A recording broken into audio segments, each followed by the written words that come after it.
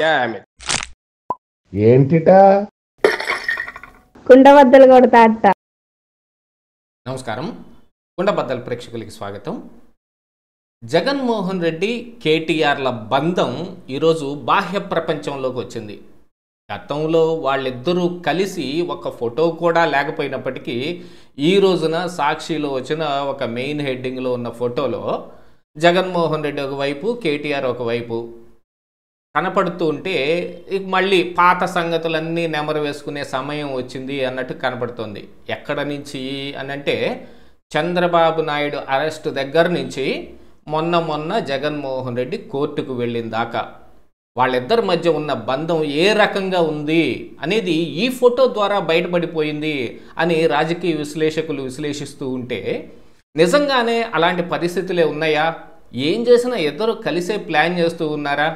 కేసీఆర్ని ఈ కేటీఆర్ ఇద్దరు ఒకటే అనుకున్నప్పటికీ యువతల జగన్మోహన్ రెడ్డికి వాళ్ళకి ఉన్న బంధం ఏ రకంగా ఉంది, ఇన్ ఫ్యూచర్ ఇది ఏ రకంగా ఉపయోగపడుతుంది వాళ్ళకి అనేది ఈ వీడియోలో పూర్తిగా మీకు అర్థమయ్యేటట్టు వివరించే ప్రయత్నం చేస్తాను. వీడియో నచ్చితే ఖచ్చితంగా లైక్ చేయండి, ఇంకా 10 మందికి షేర్ చేయండి. అలాగనే కిందనున్న హైప్ బటన్ని మాత్రం నొక్కటం మర్చిపోకండి. ఇక అసలు విషయానికి వస్తే, కేటీఆర్ జగన్మోహన్ రెడ్డి నిన్న బెంగళూరులో జరిగిన ఒక ఈ గుర్ర పందాల ఈ టోర్నమెంట్ దీంట్లో వేదికని పంచుకోవడానికి ఇద్దరు బెంగళూరులో అటెండ్ అయ్యారు. పక్కనే ఇద్దరు కూర్చొని ఫోటోలు కూడా ఈ రోజున బయటకు వచ్చాయి. ఎప్పటి వరకు అంటే ఇటు తెలంగాణలో బీఆర్ఎస్ అధికారంలో ఉన్నప్పుడు కానీ, అటు జగన్మోహన్ రెడ్డి ఆంధ్రప్రదేశ్ రాష్ట్రంలో వైఎస్ఆర్ కాంగ్రెస్ పార్టీ అధికారంలో ఉన్నప్పుడు కానీ ఈ ఫోటోలు లాంటివి ఏవి బయటకు రాలేదు. కానీ నిన్న మొన్న జరిగిన వ్యవహారం చూస్తే జగన్మోహన్ రెడ్డి నాంపల్లిలో ఉన్న సిబిఐ కోర్టుకి అటెండ్ అవడానికి వస్తూ ఉంటే అక్కడ వేలాది మంది జనాలు, లక్షలాది మంది జనాలను పోగు చేయడానికి కేటీఆర్ సహకారం అందించాడు అనే వార్తలు గుప్పుమన్నాయి. ఎందుకు అనంటే ఇప్పుడు ఇద్దరు ప్రతిపక్షంలో ఉన్నారు, ఒకళ్ళకొకళ్ళు సహాయం చేసుకోవాలి అని. గతంలో వాళ్ళు అధికారంలో ఉన్న సమయంలో కూడా ఇలాగనే వాళ్ళు సహాయ సహకారాలు అందించుకున్నారనేది కూడా మనందరికీ బాగా తెలిసిందే. ఈవెన్ లాస్ట్కి తెలంగాణలో అసెంబ్లీ ఎన్నికలు జరుగుతున్న సమయంలో, ఇక రేపొద్దునే ఎన్నికలు అనుకున్న సమయంలో కూడా చెట్ట చివరి ప్లాన్ లాగా జగన్మోహన్ రెడ్డి పోలీసులు మొత్తాన్ని తీసుకొచ్చి ఇక్కడ కృష్ణానది అక్కడ మొత్తాన్ని వరుసగా నిలబెట్టి, ఇదిగో ఆంధ్ర వాళ్ళు మన కృష్ణా జలాల్ని కాజేయడానికి ప్రయత్నం చేస్తూ ఉన్నారు, దీన్ని బీఆర్ఎస్ పార్టీ తీవ్రంగా వ్యతిరేకిస్తుంది అని మరొక మనోభావాల్ని లేపటానికి ప్రయత్నం చేశారు. అంటే ఆంధ్రోళ్ళని బూచిగా చూపించటానికి కేసీఆర్ ఎప్పుడూ ఆడే డ్రామా మరొకసారి ఆడాడు. అయినప్పటికీ కూడా వాళ్ళకేం పెద్దగా ఉపయోగం జరగలేదు. కాకపోతే భయపడ్డ ఆంధ్రవాసులు ఎవరైతే తెలంగాణలో ఉంటున్నారో, అందులో హైదరాబాద్ కేంద్రీకృతంగా ఉంటున్నారో వాళ్ళు భయపడి ఓట్లు వేసినట్టుగా ఉన్నారు. అందుకే బీఆర్ఎస్ పార్టీ ఇక్కడ గ్రేటర్ హైదరాబాద్లో వాళ్ళ అస్తిత్వాన్ని నిలబెట్టుకోగలిగింది. కానీ తరువాత రేవంత్ రెడ్డి వచ్చిన తర్వాత చాలా విషయాలు బయటపడిపోవటం మొదలైన దగ్గర నుంచి వాళ్ళలో కూడా వ్యతిరేకత పెరుగుతుంది అనేది కూడా ఒకటి కనపడుతోంది.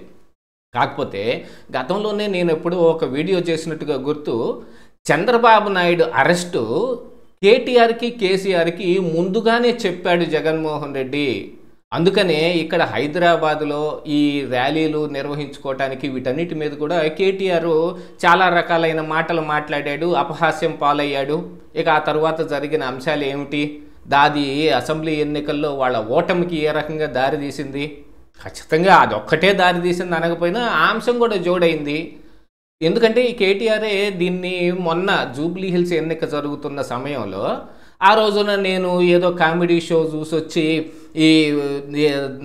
నేను కాని మాటలు ఏవో మాట్లాడాను తప్ప నాకు అట్లాంటి ఉద్దేశం ఏది లేదన్నాడు. కానీ ఈ రోజున జగన్మోహన్ రెడ్డితోటి వాళ్ళ కలయిక చూస్తుంటే, మొన్న నాంపల్లి కోర్టు దగ్గరికి అంతమంది జనాన్ని పోగేసుకొని రావాలి అని అంటే అందున హైదరాబాద్లో వైఎస్ఆర్ కాంగ్రెస్ పార్టీ ఒక్కడి వల్ల అయ్యే పని కాదది.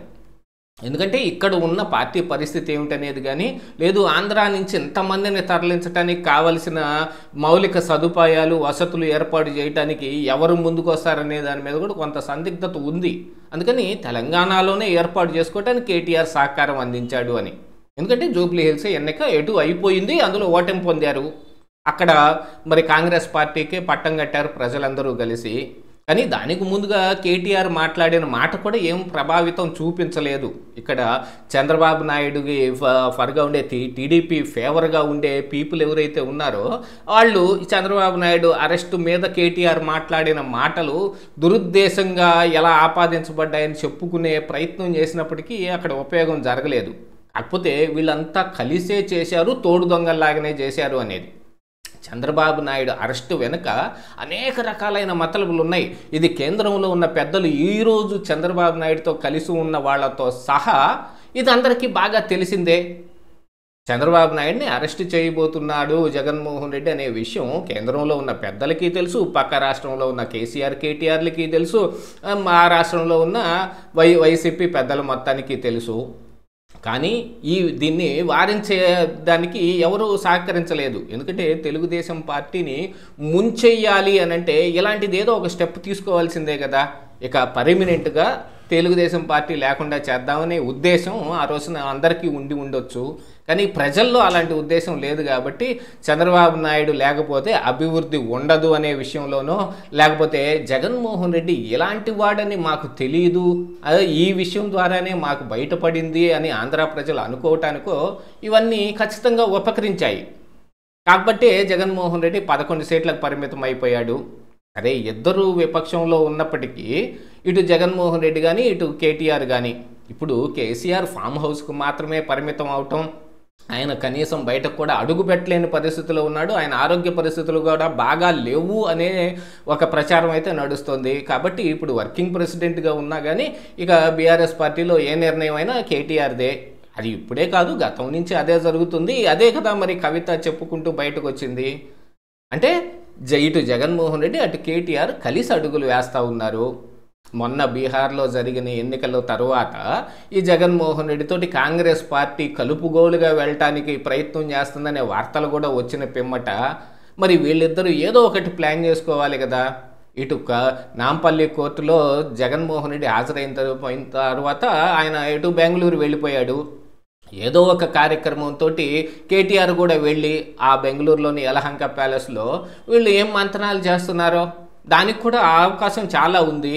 ఎందుకంటే ఇటు కేటీఆర్కి కానీ అటు జగన్మోహన్ రెడ్డికి కానీ ఇప్పుడు అస్తిత్వం ప్రాబ్లం వచ్చింది. ఇదే పందా ఈ రకంగా కొనసాగితే తెలంగాణలో బీఆర్ఎస్ పార్టీ కనుమరుగవుతుంది, ఆంధ్రప్రదేశ్ రాష్ట్రంలో వైఎస్ఆర్ కాంగ్రెస్ పార్టీ కనుమరుగవుతుంది. దీన్ని ఈ స్లంపులో నుంచి బయటపడటానికి ఇద్దరు కలిసి వాళ్ళ కుట్రలు ఏమన్నా ఉన్నాయో లేకపోతే వాళ్ళ ప్లాన్లు ఏమైతే ఉన్నాయో వాటన్నిటిని అమలు పరిచే దిశగా మాట్లాడుకోవడానికే కేటీఆర్ బెంగళూరు వెళ్ళాడు. వీళ్ళు బయటకు కనపడకపోయినా లోపల బాగానే ఉంటున్నారు, వీళ్ళ ప్లాన్లు వీళ్ళు అమలు చేస్తూ ఉన్నారనేది దీని ద్వారా సుస్పష్టంగా అర్థమైపోతోంది. ఇదే ఈరోజు కుండబద్దలు.